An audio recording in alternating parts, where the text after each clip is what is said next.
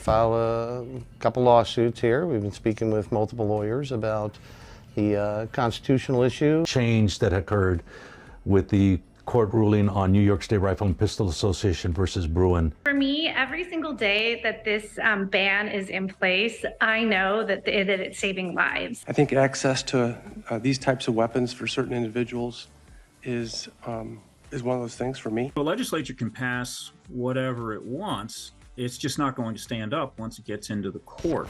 Implications of arms law. The National Association for Gun Rights versus City of Naperville case stands at the precipice of potentially reshaping arm laws across the U.S. At its core, this legal battle challenges the constitutionality of Naperville, Illinois' ordinance, and a similar state law that prohibit attack arms and high-capacity mags, as defined by Illinois statutes. The plaintiffs, including an arm shop owner and an arm rights group, argue that these laws infringe upon their Second Amendment rights. The crux of their argument lies in the interpretation of the Second Amendment's protection of the right to bear arms, particularly concerning arms classified as attack arms and mags with capacities exceeding certain thresholds. If the Supreme Court were to accept the plaintiffs' argument and strike down these laws, the ramifications would extend far beyond Naperville and Illinois. Such a decision would set a precedent applicable nationwide, effectively legalizing attack arms and high-capacity mags in all 50 states. This would signify a significant shift in the landscape of arm regulation, as neither state legislatures nor the U.S. Congress could enforce bans on these arms and accessories. The potential influence of this case on national arm policy is underscored by the historical context and the composition of the current Supreme Court. Notably, the court's decision in District of Columbia versus Heller affirmed the individual's right to possess arms for self-defense, but it also recognized the authority of lawmakers to regulate dangerous and unusual arms. However, the interpretation of what constitutes dangerous and unusual arms is subject to debate. In 2011, an appellate court upheld the District of Columbia's ban on attack arms, with then-Judge Brett Kavanaugh offering a dissenting opinion. Kavanaugh, now a Supreme Court justice, argued that semi-auto rifles, such as AR-15s, are neither inherently more dangerous nor significantly unusual compared to other lawful arms. We're going to file a couple lawsuits here. We've been speaking with multiple lawyers about the constitutional issue. Naperville gun shop owner is taking his fight over bans on assault weapon sales to the United States Supreme Court. Change that occurred with the court ruling on New York State Rifle and Pistol Association versus Bruin is slamming a federal judge's ruling that overturns the state's 3-decade-old ban on assault weapons. All this ordinance does is prevent law-abiding citizens from buying those firearms. Given Kavanaugh's stance and his pivotal position as the median justice on the Supreme Court, there is speculation that his views could sway the court's decision in the Naperville case. If he maintains his position that semi-auto rifles are not dangerous and unusual, he could influence a broader interpretation of Second Amendment rights, potentially leading to a nationwide legalization of attack arms. However, the outcome of the case remains uncertain, as it arises on the court's shadow docket. This procedural aspect complicates predictions about the court's course of action, as decisions made on the shadow docket often lack the comprehensive briefing and oral arguments typical of regular cases. The National Association for Gun Rights versus City of Naperville case holds immense significance for the future of arm regulation in the U.S. A Supreme Court ruling in favor of the plaintiffs could herald a seismic shift in the legal landscape, fundamentally altering the scope of arm restrictions nationwide. As the court weighs this pivotal issue, the implications for public safety, constitutional rights, and legislative authority remain at the forefront of national discourse on arm policy. Evolution of Second Amendment jurisprudence. Following Justice Amy Coney Barrett's confirmation, the Supreme Court embarked on a series of groundbreaking decisions, often made through what is known as the shadow docket. However, in a notable concurring opinion during fall 2021 in Does v. Mills, Justice Barrett expressed apprehension regarding the court's reliance on the shadow docket. She cautioned against deciding too many cases without full briefing and oral argument, signaling a concern shared by other justices, including Justice Kavanaugh.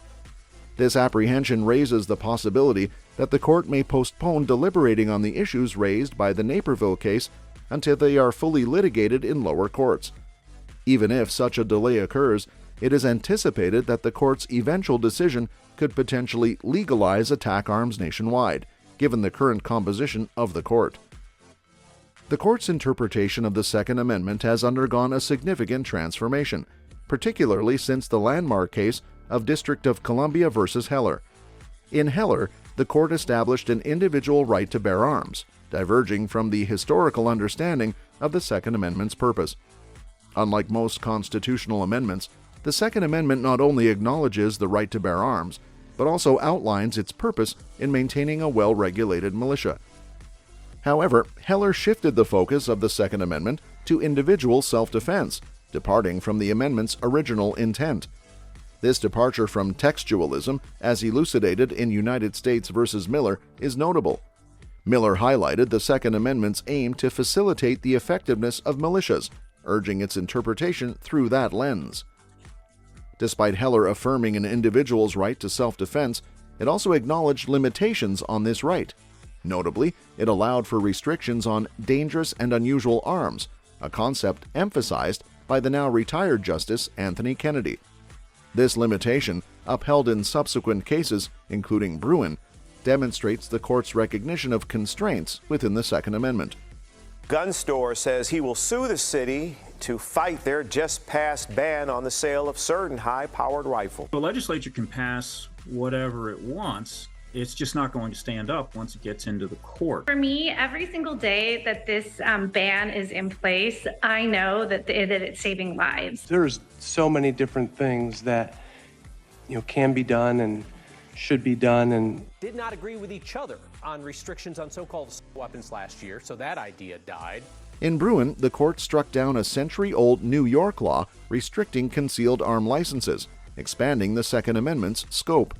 However, Justice Kavanaugh's concurring opinion, joined by Chief Justice Roberts, emphasized Heller's established limitations, including the prohibition of dangerous and unusual arms.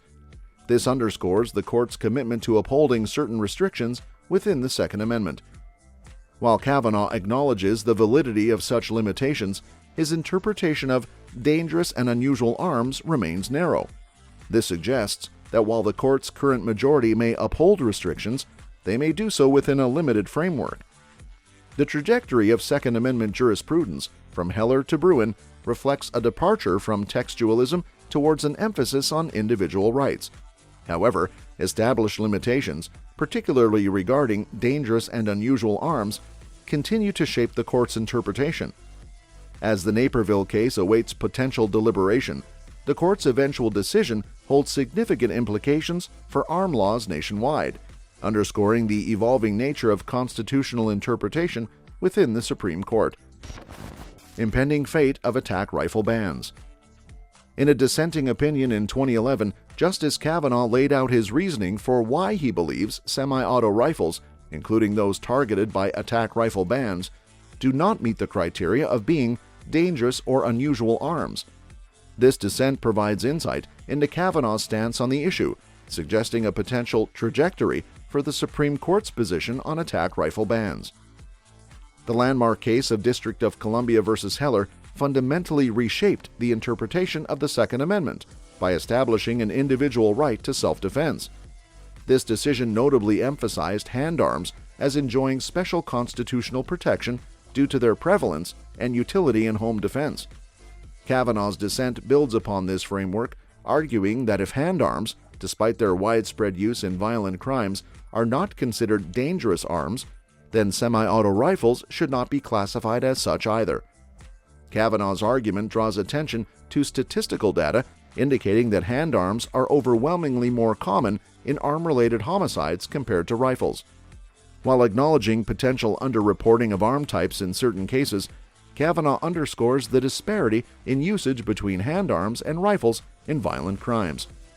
Furthermore, Kavanaugh challenges the notion of semi-auto rifles being unusual by pointing to their widespread civilian ownership.